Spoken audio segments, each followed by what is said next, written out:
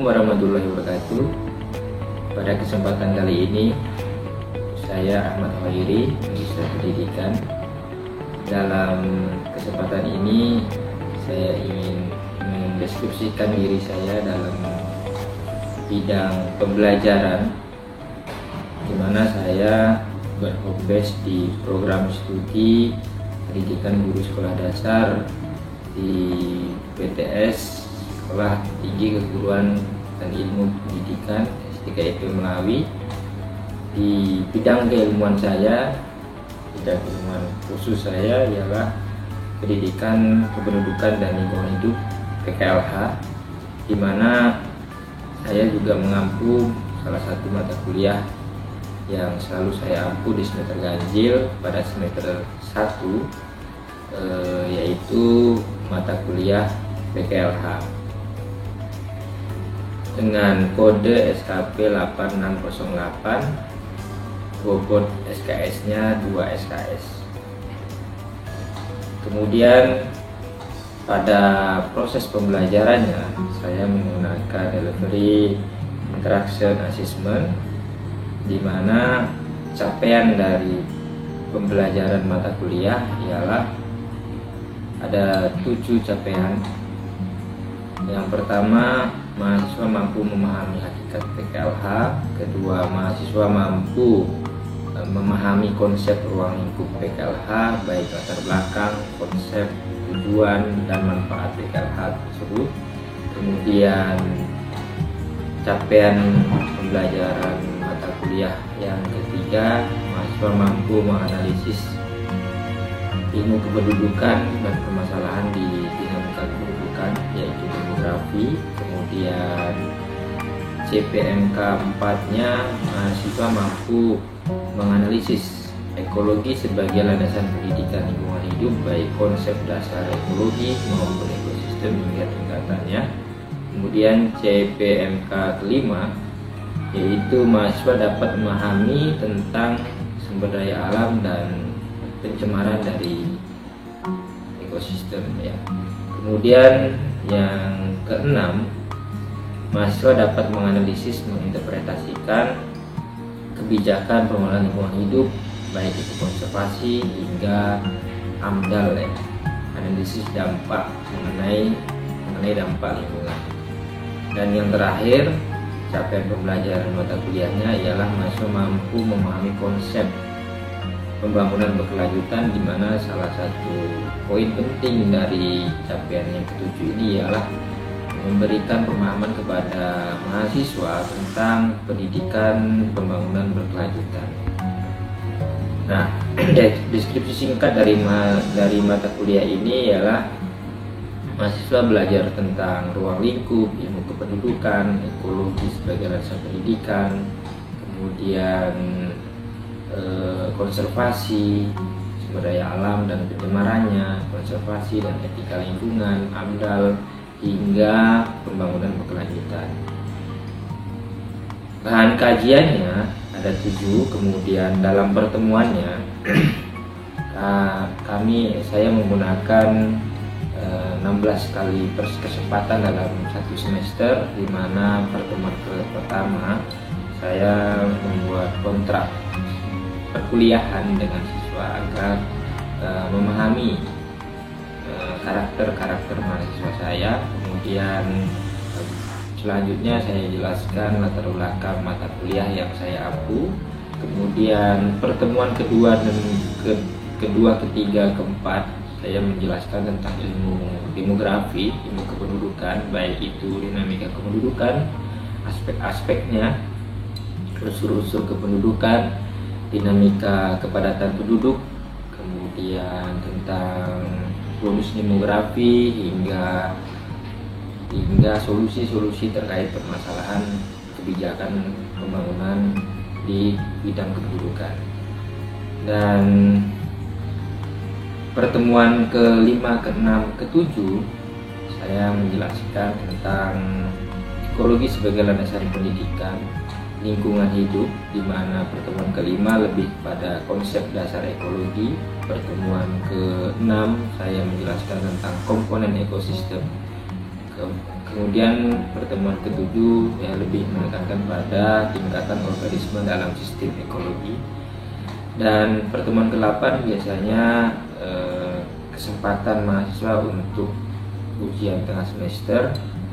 Kemudian pertemuan ke-9, ke-10, ke-11 melanjutkan materi dalam RPS-nya, yaitu sumber daya alam hingga pencemaran dari eksploitasi dan eksplorasi dari sumber daya alam dan akibat-akibatnya. Kemudian pertemuan ke-12, 13 hingga 14 lebih kepada kebijakan lingkungan, pengelolaan lingkungan hidup, baik konservasi, etika lingkungan, moral etik ya, hingga ke AMDAL, analisis mengenai dampak lingkungan.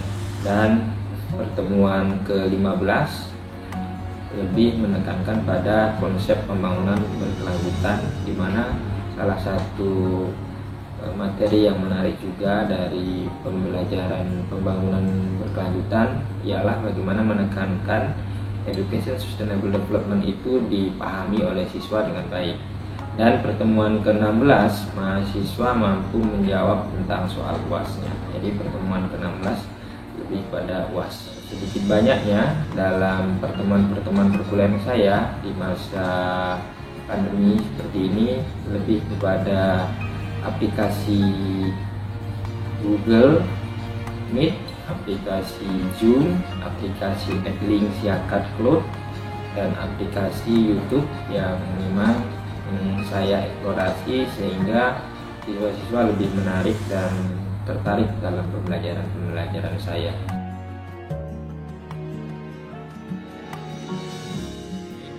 Selamat siang. Assalamualaikum warahmatullahi wabarakatuh.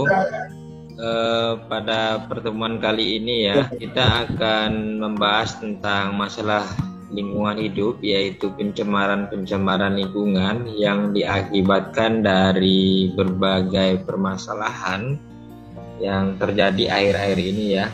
Dan memang pada substansinya masalah lingkungan ini disebabkan oleh siapa sebenarnya, seperti itu ya. Kemudian masalah lingkungan ini juga berdampak terhadap apa saja gitu. Dan inilah yang mau kita ulas dalam pertemuan kali ini di pokok bahasan materi pencemaran lingkungan ya. Di masalah-masalah lingkungan yang kita temui gitu ya. Yang pertama bisa kita lihat banyak sekali masalah-masalah yang akhir-akhir ini kita temui dampaknya gitu ya. Pertama, masalah lingkungan di mana kualitas lingkungan semakin menurun dari laju pencemaran yang diakibatkan dari kerusakan lingkungan terus-menerus, dan ini semakin meningkat gitu ya. Pencemaran apa saja sih sebenarnya ya, di mana pencemaran ini juga meningkatnya kadar gas rumah kaca atau greenhouse effect dari CH4, CO2 dan lain-lain itu ternyata mengakibatkan pemanasan global. Dari pemanasan global ini juga nantinya akan berdampak gitu ya. Pertama, ada banyak sekali ya yang harus kita pahami dari pencemaran itu. Yang pertama ada pencemaran air, pencemaran udara di kota besar, pencemaran limbah domestik, dan sampah yang ada di sekitar kita ya, banyak sekali. Kemudian kontaminasi dari bahan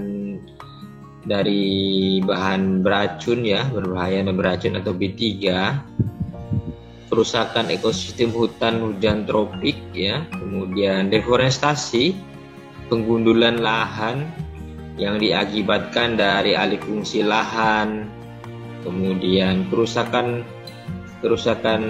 daerah aliran sungai atau das yang terjadi karena rambakan di lereng-lereng sungai, kemudian di tanggul-tanggul sungai itu menjadi dangkal sungainya, seperti penambangan emas dan lain-lain ya.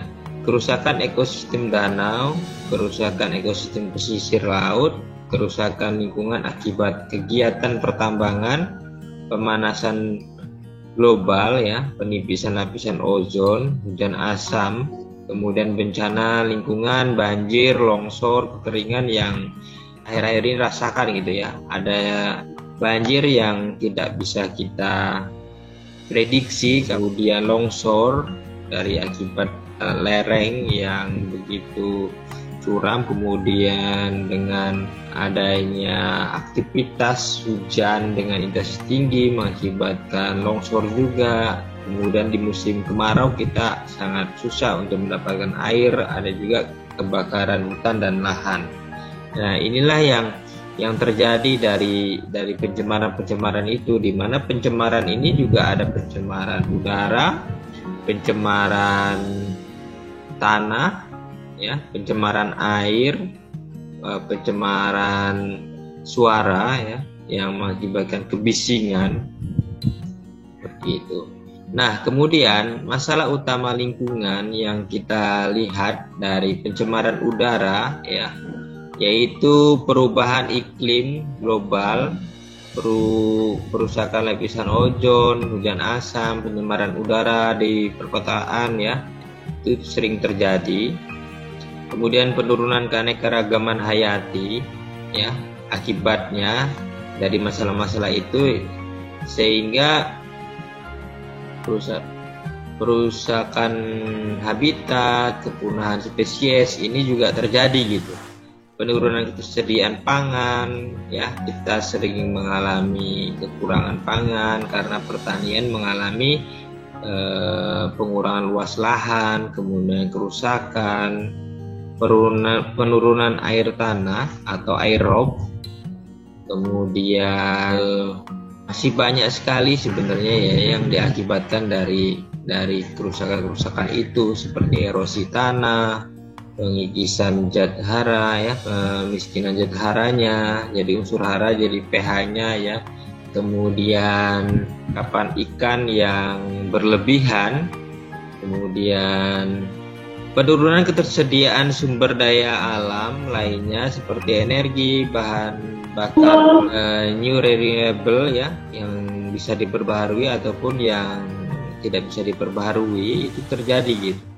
Produksi limbah yang semakin banyak, baik beracun ya, berbahaya dan beracun B3.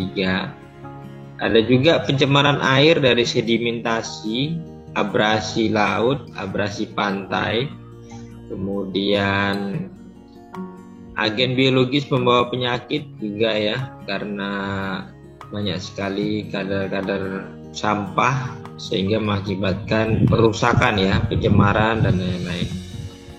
Berikutnya, salah lingkungan ini menjadi sifat yang global itu yang kita rasakan. Ya, dimanapun kita tinggal ya, kerusakan itu berdampak gitu ya.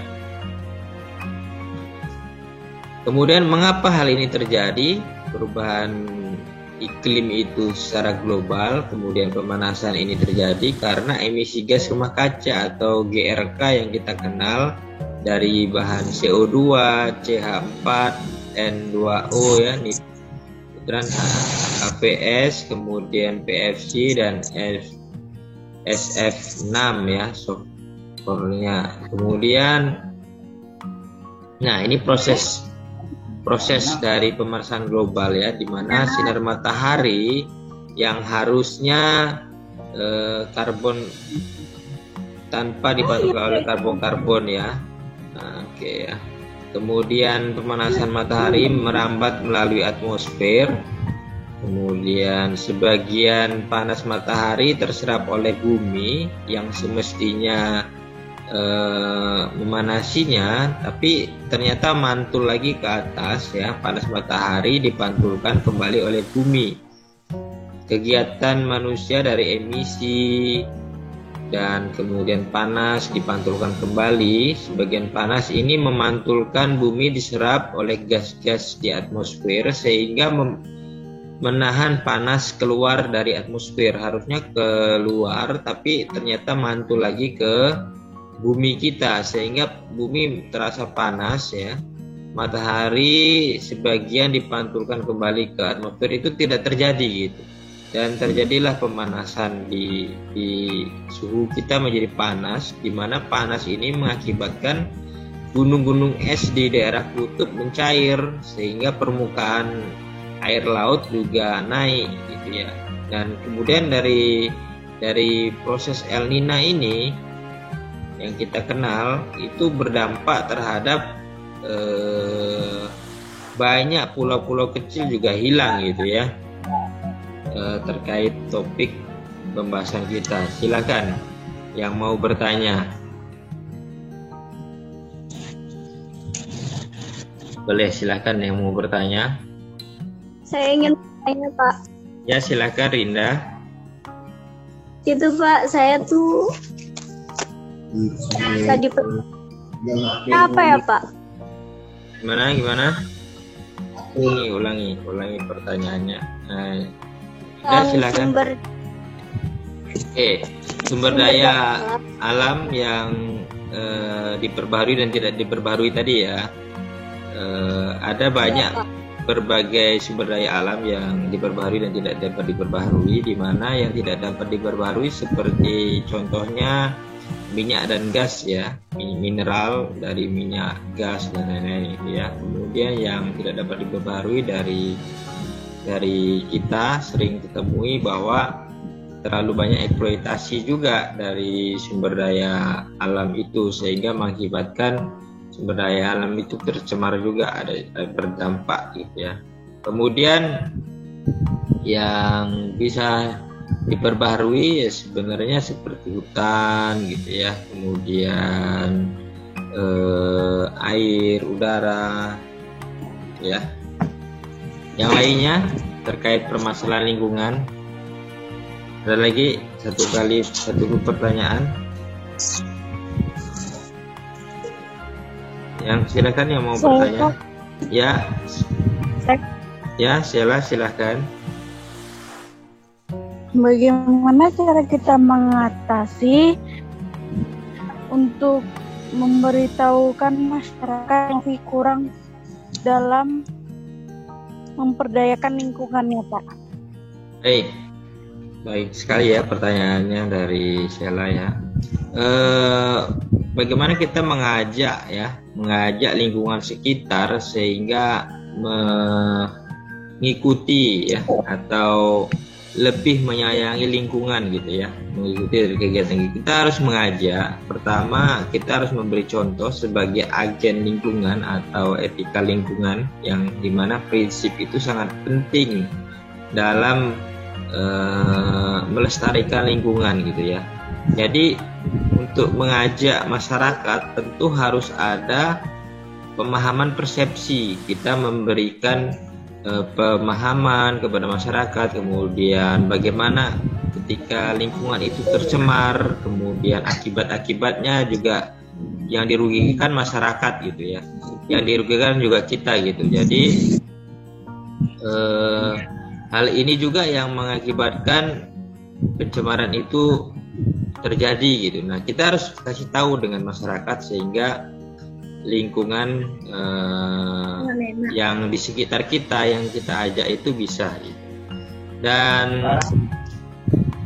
salah satu hal yang diakibatkan kalau kita tidak mampu mengajak lingkungan sekitar, maka kita bisa mengalami hal-hal yang sifatnya kok kita tahu tapi kok tidak mengajak gitu ya, dan itu juga disayangkan gitu ya. Jadi sebaiknya kita harus siap menjadi agen-agen lingkungan, di mana yang ketika kita prihatin dengan lingkungan kita, maka kita harus peduli, dan pedulinya kita itu tidak hanya untuk diri kita tetapi juga harus mengajak. Caranya bagaimana? Kita memberikan pemahaman, pendidikan. Kalau kita sebagai guru, nantinya kita harus memberikan pemahaman kepada anak didik kita, sehingga anak didik kita cinta terhadap lingkungan, seperti itu ya. Baik dia menanam pohon, kemudian membuang sampah pada tempatnya, kemudian mematuhi aturan-aturan yang setidaknya jangan membakar hutan gitu ya, kemudian membakar lahan yang mengakibatkan polutan, kemudian lebih pro terhadap lingkungan gitu ya dari Sheila. Ada satu lagi, ada yang ingin bertanya? Yang ingin bertanya langsung silahkan on mic ya. Bagi yang tidak bertanya, matikan on mic-nya gitu ya. Oke, ada yang bertanya? Cukup ya untuk pertemuan kali ini. Nanti bisa dilihat di channel YouTube saya ya, yang terkait pembahasan ini. Saya juga buat video tentang pembelajaran kita pada hari ini, sehingga pembelajaran kita juga bisa kita ulas di video-video saya di channel YouTube saya ya. Demikian, terima kasih untuk kesempatan siang hari ini. Untuk pertemuan-pertemuan berikutnya juga ada pengayaan, soal pengayaan di modul saya. Nanti bisa dipelajari, dijawab ya, pengayaan-pengayaan dari modul saya. Sekian ya, terima kasih, selamat siang. Siang. Assalamualaikum warahmatullahi wabarakatuh.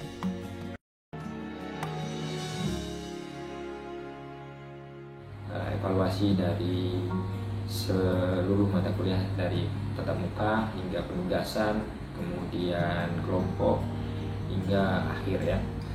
Dan proses penilaiannya di mana ada tugas mandiri, tugas kelompok, kemudian UTS, kemudian aktivitas di kelas hingga UAS. Dan dari deskripsi mata kuliah hingga materi, saya lebih menekankan pada permasalahan-permasalahan yang bisa kita amati, kemudian solusi apa yang bisa kita berikan, sehingga mahasiswa mampu memiliki pandangan tentang apa itu antropocentris, apa itu ekosentrisme, hingga biosentrisme ya.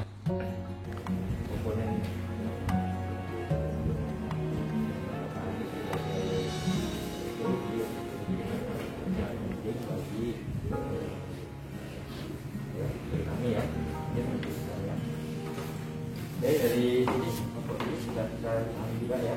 Saya punya padanya apa?